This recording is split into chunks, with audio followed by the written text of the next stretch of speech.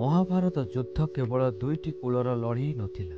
ଏହି ଯୁଦ୍ଧ ଧର୍ମ, କର୍ତ୍ତବ୍ୟ ଓ ମାନବିକ ମୂଲ୍ୟବୋଧର ଲଢ଼େଇ ଥିଲା। ଏହି ଯୁଦ୍ଧର ପ୍ରତ୍ୟେକ ପାତ୍ର ତାଙ୍କର ବିଶେଷ ଗୁଣାବଳୀ ପାଇଁ ପରିଚିତ ଅଛନ୍ତି। ତା ଭିତରୁ ଜଣେ ଥିଲେ କର୍ଣ୍ଣ। ତାଙ୍କର ଦାନ କରିବା ଗୁଣ ପାଇଁ ତାଙ୍କୁ ସମସ୍ତେ ଦାନୀ କର୍ଣ୍ଣ ବୋଲି କହୁଥିଲେ। ଦାନ କରିବାର ମହତ୍ତ୍ୱ ତାଙ୍କ ପାଖରୁ ଶିଖିବାର ଅଛି। କର୍ଣ୍ଣ ଜନ୍ମ ହେଇଥିଲେ ସୂର୍ଯ୍ୟ ଆଉ କୁନ୍ତୀଙ୍କର ଆଶୀର୍ବାଦରୁ, କିନ୍ତୁ ସମାଜର କଠିନ ନିୟମ ଯୋଗୁଁ କୁନ୍ତୀ ତାଙ୍କୁ ତ୍ୟାଗ କରିଥିଲେ। ସାରଥୀ ଅଧିରଥ ଆଉ ତାଙ୍କର ପତ୍ନୀ ରାଧା ତାଙ୍କର ଲାଳନ ପାଳନ କରିଥିଲେ। କର୍ଣ୍ଣଙ୍କର ଜୀବନ ସାରା ସଂଘର୍ଷ ଲାଗି ରହିଥିଲା। ସେ ଜନ୍ମ ହେବା କ୍ଷଣଠୁ ସମାଜର ଉପେକ୍ଷା ଆଉ ଅପମାନ ସହି ଆସୁଥିଲେ, କିନ୍ତୁ ତାଙ୍କ ଭିତରେ କେବେ ବି କଟୁତା ଜନ୍ମ ହେଇନି। ସେ ସର୍ବଦା ନିଃସ୍ୱାର୍ଥପର ଆଉ ଦାନବୀର ଥିଲେ। ଯେତେବେଳେ କୁରୁକ୍ଷେତ୍ରର ଯୁଦ୍ଧ ସ୍ଥିର ହେଲା, ସେତେବେଳେ ଭଗବାନ କୃଷ୍ଣ କର୍ଣ୍ଣଙ୍କ ସାଙ୍ଗରେ ଦେଖା ହେଲେ।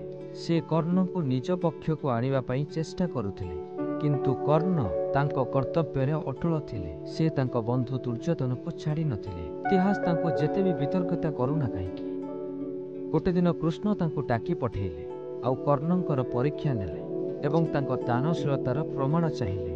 ଦିନେ 1 ତୋଳା ସୁନା ନେଇ କର୍ଣ୍ଣ ଆଗରେ ହାଜିର ହେଇଗଲେ।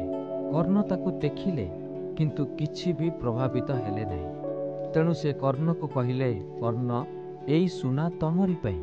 ଏ ସୁନାତକ ତମେ ଗ୍ରାମବାସୀଙ୍କ ଭିତରେ ବାଣ୍ଟି ଦିଅ। କର୍ଣ୍ଣ କିଛି ବି ବିଚାର ନ କରି ଗ୍ରାମବାସୀଙ୍କୁ ଡାକି ପଠେଇଲେ ଏବଂ ସୁନା ବିତରଣ କରିବାକୁ ଲାଗିଲେ। ଏଇ ସୁନା ସବୁତକ ତମର, ଏଗୁଡ଼ାକୁ ନିଜ ନିଜ ମଧ୍ୟରେ ଭାଗ କରି ନେଇଯାଅ ଆଉ ନିଜ ଜୀବନକୁ ଉପଭୋଗ କର। କର୍ଣ୍ଣ ଗୋଟେ ଥର ବି ଭାବିଲେନି ଯେ ସେ ସୁନାତକ ନିଜେ ବ୍ୟବହାର କରିପାରିବେ ଆଉ ନିଜ ଜୀବନକୁ ସ୍ଥିତିବାନ କରିପାରିବେ।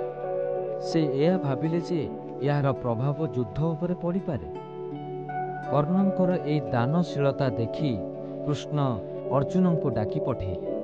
ଅର୍ଜୁନ ସବୁବେଳେ କର୍ଣ୍ଣଙ୍କୁ ନିଜର ପ୍ରତିଦ୍ୱନ୍ଦ୍ୱୀ ବୋଲି ଭାବୁଥିଲେ। ଦିନେ ଉତ୍କଣ୍ଠାର ସହିତ ପଚାରିଲେ, ମଧୁସୂଦନ, କର୍ଣ୍ଣ ଏମିତି କାହିଁକି କଲେ? ସେ ନିଜ ପାଇଁ କିଛି ରଖିଲେନି କ'ଣ ପାଇଁ? କୃଷ୍ଣ ଅର୍ଜୁନଙ୍କୁ ବୁଝେଇ କହିଲେ କି କର୍ଣ୍ଣଙ୍କର ସ୍ୱଭାବ ହିଁ ଏଇଆ। ସେ ଯେତେବେଳେ ଦାନ କରନ୍ତି, ସେତେବେଳେ ନିଃସ୍ୱାର୍ଥପର ଭାବରେ ଦାନ କରନ୍ତି। ସେଇଥିପାଇଁ ତାଙ୍କୁ ଦାନବୀର ବୋଲି କୁହାଯାଏ। ତାର ମହତ୍ତ୍ୱ ତାଙ୍କର ଧନରେ ନାହିଁ, ବରଂ ତାଙ୍କ ମନର ଉଦାରତାରେ ଥାଏ। କୃଷ୍ଣ ପୁଣି କହିଲେ ଯେ ଦାନ ସେତେବେଳେ ମହାନ ହୁଏ ଯେତେବେଳେ ଦାନବୀର ନିଜ କଥା ନ ଭାବି ଯାହାକୁ ଦାନ କରେ ତା କଥା ଭାବେ। କର୍ଣ୍ଣର ଦାନ ଏଇଥିପାଇଁ ଶ୍ରେଷ୍ଠ କାରଣ ସେ ଦାନ କରିବା ସମୟରେ କେବେ ବି ନିଜ କଥା ଭାବନ୍ତି ନାହିଁ। ମହାଭାରତ ଯୁଦ୍ଧରେ କର୍ଣ୍ଣ ନିଜର ଯୁଦ୍ଧ କୌଶଳ ଆଉ ମହାନତାର ପ୍ରଦର୍ଶନ କରିଥିଲେ, କିନ୍ତୁ ଶେଷରେ ସେ ଅର୍ଜୁନଙ୍କ ହାତରେ ବଦ୍ଧ ହେଲେ। ତାଙ୍କର ଅନ୍ତିମ ସମୟରେ ବି ସେ ତାଙ୍କର ଦାନଶୀଳତାର ପରିଚୟ ଦେଇଥିଲେ। କୃଷ୍ଣ ତାଙ୍କ ପାଖକୁ ଯାଇ ତାଙ୍କର ଶେଷ ଇଚ୍ଛା ଜାଣିବା ପାଇଁ ଚାହିଁଲେ। କର୍ଣ୍ଣ କହିଲେ, ମୋତେ ଏ ଭୂମିରୁ କିଛି ବି ଧନ ଆଉ ସାଂସାରିକ ମୋହ ଛଡ଼ା ମରିବାକୁ ଦିଅ।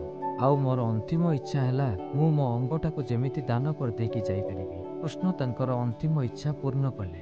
କର୍ଣ୍ଣଙ୍କର ମୃତ୍ୟୁ ପରେ ତାଙ୍କ ଦାନଶୀଳତାର ଗାଥା ଲୋକମାନଙ୍କର ମୁହଁରେ ରହିଲା। କର୍ଣ୍ଣଙ୍କର ଏଇ କଥାରୁ ଆମେ ଏଇ ଶିକ୍ଷା ପାଇଲେ ଯେ ସଠିକ୍ ଦାନ ଆଉ ନିଜର କାର୍ଯ୍ୟ ନିଃସ୍ୱାର୍ଥପର ଭାବରେ କରିବା ଉଚିତ। ଦାନର ଉଦ୍ଦେଶ୍ୟ କେବଳ ଦବା ହେବା ଉଚିତ, ନିଜେ କିଛି ପାଇବାର ଉଦ୍ଦେଶ୍ୟ ନଥିବା ଦରକାର। କର୍ଣ୍ଣଙ୍କର ଜୀବନ ସଂଘର୍ଷରେ ଭରି ରହିଥିଲା, କିନ୍ତୁ କେବେ ବି ତାଙ୍କର ମହତ୍ ପଣିଆକୁ ଦେଖେଇ ନାହାନ୍ତି। ତାଙ୍କର ଦାନର ଉଦାହରଣରୁ ଆମେ ଏଇଆ ପ୍ରେରଣା ପାଉ ଯେ ନିଃସ୍ୱାର୍ଥପର ଭାବରେ ଦାନ କରିବା ଉଚିତ।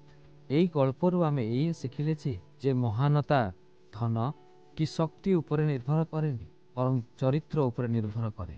କର୍ଣ୍ଣଙ୍କୁ ଏଇଥିପାଇଁ ଦାନବୀର କୁହାଯାଏ କାରଣ ସେ ସାରା ଜୀବନ ଅନ୍ୟର କଥା ଭାବିଛନ୍ତି ଆଉ ଦାନ କରିଛନ୍ତି।